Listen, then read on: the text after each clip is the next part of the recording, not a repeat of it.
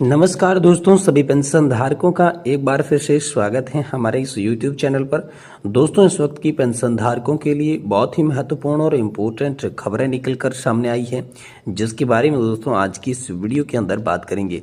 जी हाँ दोस्तों, आप सभी के लिए पहली बड़ी खबर की बात करें तो EPS 95 पेंशनर्स के लिए बड़ी खबर है। कर्मचारियों की एक ही झटके में बड़ी पेंशन, कर्मचारियों को मिली बड़ी खुशखबरी। तो आखिरकार एम्प्लॉयज प्रोविडेंट फंड ऑर्गेनाइजेशन से पेंशन प्राप्त करने वाले पेंशनर्स की पेंशन में किस तरीके की बढ़ोतरी देखने को मिली है, जिसके बारे में आज की इस वीडियो के अंदर बात की जाएगी।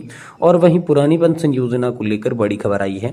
ओल्ड पेंशन बहाली पर आप सभी के लिए गुड न्यूज आई है कि यहाँ पर जो है कौन से कर्मचारियों के लिए OPS का दायरा बढ़ाया गया है, किन लोगों को OPS का फायदा मिलेगा, इसको लेकर बड़ा अपडेट आया। तो इसके बारे में चर्चा आज की इस वीडियो के अंदर करेंगे और साथ ही बात करेंगे EPS मिनिमम पेंशन बढ़ोतरी 1000 रुपए से 9000 रुपए, यानी कि EPS minimum pension increase for RS 1000 to 9000। जी हाँ दोस्तों, आप सभी के लिए जो EPS की मिनिमम पेंशन 1000 रुपए की है उसे बढ़ाकर 9000 रुपए किस तरह किया जाएगा या इसको लेकर क्या खबर आई है, इसके बारे में आज की इस वीडियो के अंदर बात करेंगे। और वहीं दोस्तों आप सभी के लिए पुरानी पेंशन से बहाली को लेकर एक बार फिर से कैंडल मार्च निकाला गया है, विरोध प्रदर्शन जताया गया है। तो इस विरोध प्रदर्शन और कैंडल मार्च के बारे में भी बात करेंगे। और वहीं दोस्तों यूनिफाइड पेंशन स्कीम में 10,000 रुपए तक की गारंटीकृत पेंशन योजना को लेकर भी बड़ी खबर आई है। तो आखिरकार UPS का लाभ कब तक मिलेगा, किससे ज्यादा फायदा होगा, इसके बारे में भी आज की इस वीडियो के अंदर बात करेंगे। यानी कि दोस्तों पेंशन और पेंशन धारकों से जुड़ी तमाम बड़ी खबरों की चर्चा इस वीडियो के अंदर करने वाले हैं, इसलिए आपसे निवेदन है कि वीडियो आप लास्ट तक देखिएगा। और अगर चैनल पर पहली बार आए हैं तो चैनल को भी सब्सक्राइब जरूर कर दीजिएगा। तो चलिए यहाँ पर सभी खबरों को विस्तार से जान लेते हैं। पहली बड़ी खबर की ओर चले तो दोस्तों EPS 95 पेंशनर्स की या कर्मचारियों की एक ही झटके में पेंशन बढ़ी है। कर्मचारियों को यहाँ पर जो है बड़ी खुशखबरी क्या हाथ लगी है, चलिए इसके बारे में बात करते हैं। देखिए, आप सभी की जानकारी के लिए बता दें कि कर्मचारी भविष्य निधि संगठन की कर्मचारी पेंशन योजना के अंतर्गत आने वाले पेंशन भोगियों की न्यूनतम पेंशन 7500 रुपए प्रतिमाह करने की डिमांड को लेकर सभी पेंशन भोगी राष्ट्रीय राजधानी दिल्ली में भूख हड़ताल पर बैठने वाले हैं। इसको लेकर बड़ी खबर है। कर्मचारी पेंशन योजना EPS 95 के अंतर्गत वर्तमान समय में सभी पेंशन भोगियों को 1000 रुपए की न्यूनतम मासिक पेंशन निर्धारित की गई है। यह व्यवस्था वर्ष 2014 के सितंबर माह में जारी की गई थी। तो चलिए आपको बताते हैं कि कर्मचारी पेंशन योजना के तहत पेंशन भोगियों की कितनी पेंशन बढ़ाई जाएगी, इसके बारे में देखिए दोस्तों। कर्मचारी पेंशन योजना राष्ट्रीय संघर्ष समिति अपनी मांगों को पूरा कराने के लिए जंतर मंतर पर भूख हड़ताल करने का प्रस्ताव रखा है। इस नए प्रस्ताव के अंतर्गत कर्मचारी पेंशन योजना 1995 राष्ट्रीय संघर्ष समिति औद्योगिक, सार्वजनिक, सहकारी और निजी क्षेत्र के सेवानिवृत्त कर्मचारियों का प्रतिनिधित्व करने वाली एक अनूठी बात कही है। इसके अतिरिक्त ऐसे नागरिक जिनके द्वारा कर्मचारी पेंशन योजना EPS पेंशन प्राप्त करते हैं, उन सभी को राष्ट्र के विकास हेतु अपनी सेवा समर्पित करने और उसकी अधिक विपत्तियों का सामना करना पड़ रहा है। तो इसी को लेकर यहाँ पर बात आई है। वहीं दोस्तों यहाँ पर पेंशन बढ़ाने को लेकर पेंशन के लिए कमांडर अशोक रावत NSC के अध्यक्ष ने यहाँ पर सेवानिवृत्ति के द्वारा बताया गया कि वर्तमान समय में कम पेंशन के चलते कर्मचारी पेंशन योजना EPS 95 के पेंशनर्स को अपने जीवन यापन में बहुत ही अधिक आर्थिक रूप से कठिनाइयों का सामना करना पड़ रहा है। देखा जाए तो परिवार और समाज के बीच उनका सम्मान निरंतर घटता जा रहा है। ऐसी स्थिति में उन्हें भूख हड़ताल के लिए समर्थन किया है और एकत्रित पेंशन को जताने के लिए यह नया प्रस्ताव रखा है। इस समय कर्मचारी पेंशन योजना EPS 95 के अंतर्गत लाभार्थी को पेंशन हर महीने 7500 रुपए देने की डिमांड जल्द से जल्द पूरी करने के लिए एवं महंगाई भत्ते मिलने वाली राहत को सुनिश्चित करवाने के लिए पेंशनर्स हड़ताल करने वाले हैं। साथ ही नई डिमांड के अनुसार उन्हें मुफ्त चिकित्सा सुविधा भी उपलब्ध करवानी चाहिए।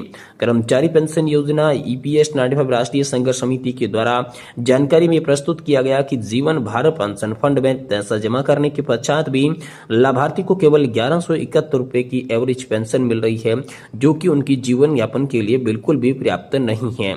उन्हें 7500 रुपए पेंशन महंगाई भत्ता मिले, इसके पश्चात ही वे सम्मान के साथ जीवन व्यतीत कर पाएंगे। इस स्थिति पर पेंशनर्स के जीवन साथी और पेंशनर्स को निःशुल्क चिकित्सा सुविधा और 7500 रुपए मासिक देने की डिमांड जो है वो लगातार पेंशन धारक कर रही है।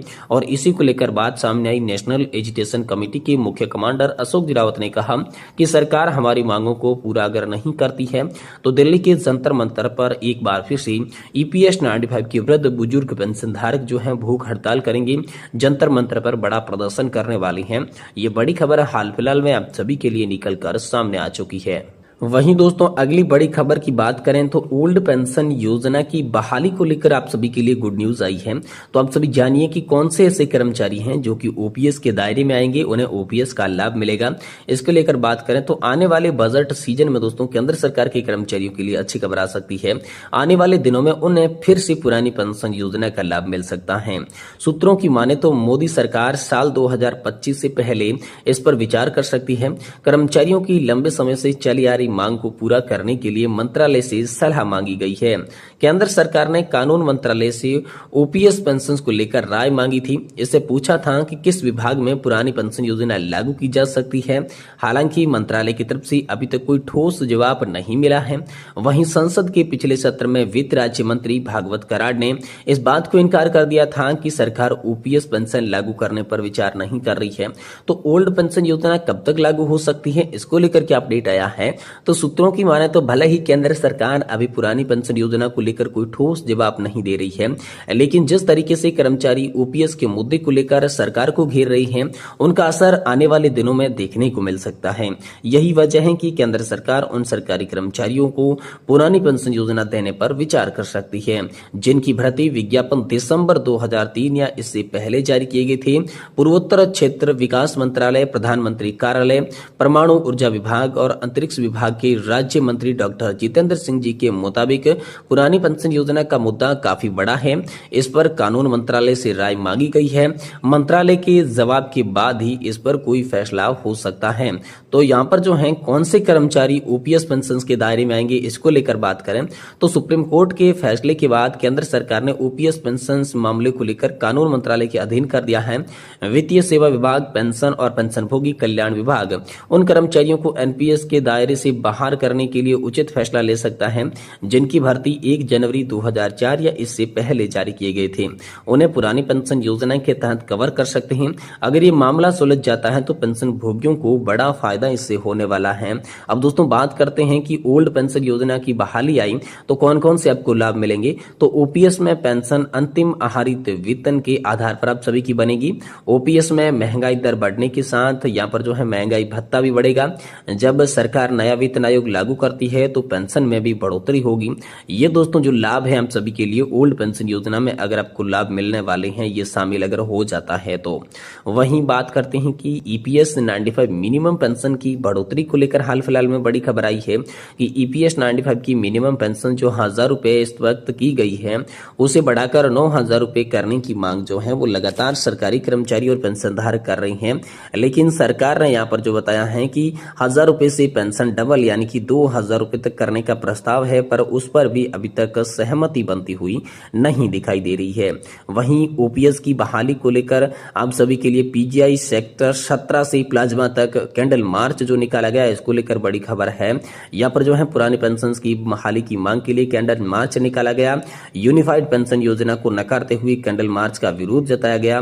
फेडरेशन के राज्य सहयोग सत्यवीर डागर ने भी कहा कि यूनिफाइड पेंशन कर्मचारियों के कट रही 10% का कुल फंड भी रख लेती है। इसका मतलब है कि कर्मचारियों के पैसे से ही उन्हें पेंशन नहीं दे रही है। यहाँ पर जो है इसका विरोध जताया गया। और वहीं आप सभी के लिए बात करें तो यूनिफाइड पेंशन को लेकर ये भी एक बात सामने आई है कि यूपीएस के तहत आपको मिनिमम 10,000 रुपए की गारंटीकृत पेंशन मिलेगी, लेकिन ये पेंशन सरकारी कर्मचारियों को मिलेगी। इससे ईपीएस 95 के जो प्राइवेट सेक्टर में काम करने वाले लोग हैं उन्हें कतई फायदा नहीं होने वाला है। इसीलिए यहाँ पर प्राइवेट सेक्टर के अंदर जो काम करते हैं, अनऑर्गेनाइज सेक्टर के अंदर जो काम करते हैं, उनके लिए पेंशन बढ़ोतरी का मुद्दा लगातार गर्मा गर्म रहा है और पेंशन बढ़ोतरी की मांगे चल रही है। अब देखते हैं आने वाले समय के अंदर क्या बड़ी इससे रिलेटेड खबर होगी। हम आपको इसी चैनल के माध्यम से तुरंत देने की कोशिश करेंगे। इसलिए आपसे निवेदन है कि आप वीडियो को लाइक करने के साथ चैनल को भी सब्सक्राइब करके पास ही बने घंटे को ऑल पे जरूर सेलेक्ट कर लें।